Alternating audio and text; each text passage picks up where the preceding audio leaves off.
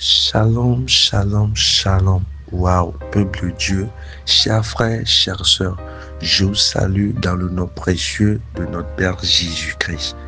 Alors, je suis là encore pour partager la parole de Dieu avec vous. Écoutons. Les obstacles rencontrés dans la marche avec Dieu. Alléluia. Sur le chemin de la foi, les obstacles sont inévitables.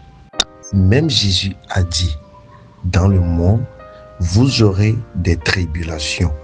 Jean 16, 33. Ce n'est pas un parcours lisse. Ce sont justement ces obstacles qui forgent ta maturité spirituelle.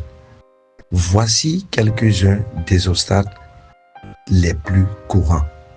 Amen. Le découragement spirituel. Il vient quand les prières semblent sans réponse, quand tu n'avances plus, ou la routine remplace la passion. Alléluia.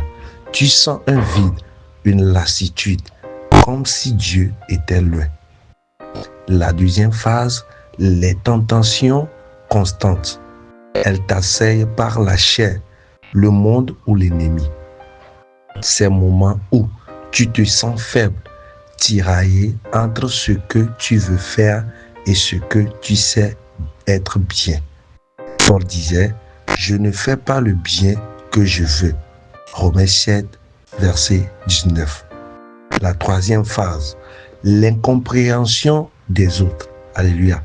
Parfois, ton entourage ne comprend pas ton choix de suivre Dieu. Moquerie, rejet, solitude.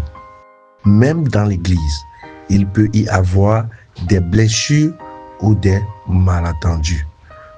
La quatrième phase, le manque de discipline spirituelle.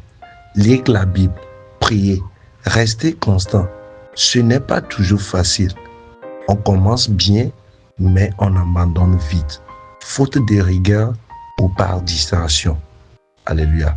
Cinquième phase, la culpabilité du passé.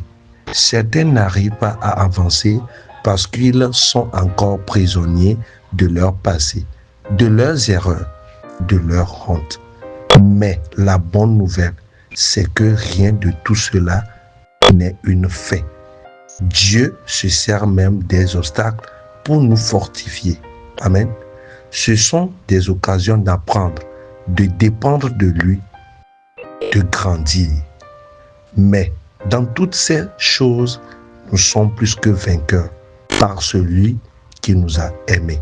Romains 8, verset 37. Amen. Je vous bénis dans le nom précieux de notre Père Jésus. Je vous aime. À bientôt.